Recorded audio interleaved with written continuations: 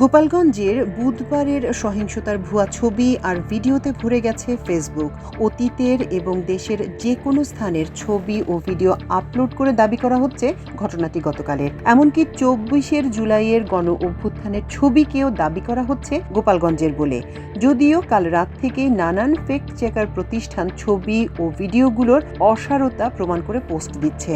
তবে তাতে গুজব লীগের প্রোপাগান্ডা মেশিন বন্ধ করা যাচ্ছে না। 4 জনের মৃত্যু নিয়েই তারা পোস্ট দিচ্ছে গোপালগঞ্জ জেনোসাইড, গোপালগঞ্জ গণহত্যা।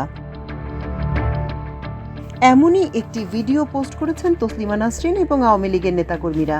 এই ভিডিওতে দেখা যাচ্ছে কালো গেঞ্জি ও প্যান্ট পরিহিত এক তরুণকে পুলিশ ও এপিবিএন সদস্যরা আটক করে মারধর করছেন। ভিডিওর আরেক অংশে দেখা যায় একই রকম কালো গেঞ্জি ও প্যান্ট পরিহিত এক ব্যক্তির লাশ একটি ভ্যান গাড়িতে করে নিয়ে যাচ্ছেন তার স্বজনরা। এই ভিডিও শেয়ার করে দাবি করা হচ্ছে পুলিশের হাতে আটক এবং ভ্যানে করে নিয়ে যাওয়া লাশটি একই ব্যক্তির, যার নাম রমজান কাজী, বয়স 18, এবং আরও দাবি করা হচ্ছে পুলিশ তাকে আটক অবস্থায় গুলি করে হত্যা করেছে।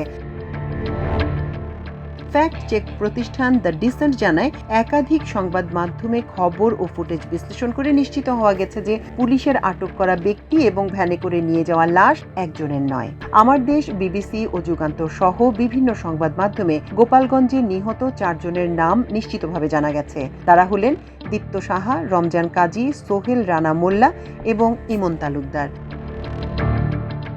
অন্যদিকে বাংলাদেশ প্রতিদিনের 3 মিনিটের একটি ফুটেজে দেখা যাচ্ছে পুলিশ ও সাংবাদিকদের প্রশ্নের জবাবে আটক যুবকটি তার নাম জানিয়েছেন জয়। এছাড়া এখন টিভির একটি ফুটেজে দেখা যায় ভ্যানে করে নিয়ে যাওয়া ব্যক্তির কান্নারত স্বজনরা সাংবাদিকদের প্রশ্নের জবাবে জানাচ্ছেন লাশ হওয়া ব্যক্তির নাম রমজান কাজী।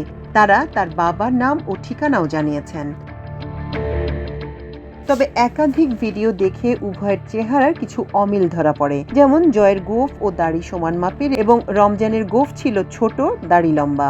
জয়ের চুলের সামনের অংশ পাশের অংশের চেয়ে অনেক লম্বা, অন্যদিকে রমজানের চুলের সামনের অংশ তুলনামূলকভাবে কম লম্বা।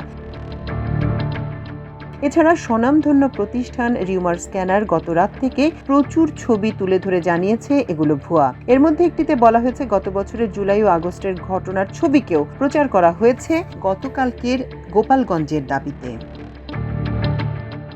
25 মার্চের কাল রাত্রি গোপালগঞ্জে ক্যাপশনে ভাইরাল ভিডিওটি ভুয়া। এতে দেখা যায় 124 ধারা জারি করে বাড়ি থেকে লোকজনকে টেনে হিঁচড়ে বের করে নিয়ে যাওয়া হচ্ছে। রিউমার স্ক্যানার জানায় এটি 24 সেনাবাহিনীর পুরনো অভিযানের ছবি। গোপালগঞ্জের গত বুধবারের ঘটনায় এক সৈনিক রিজাইন করেছেন দাবিতে ভাইরাল হয় আরেকটি ছবি। এই বিষয়টিও ভুয়া। গোপালগঞ্জের রাতের আধারে গণহত্যার দাবিতে ছড়ানো হচ্ছে ভুয়া লাইভ স্ট্রিম ভিডিও, যা সঠিক ছিল না।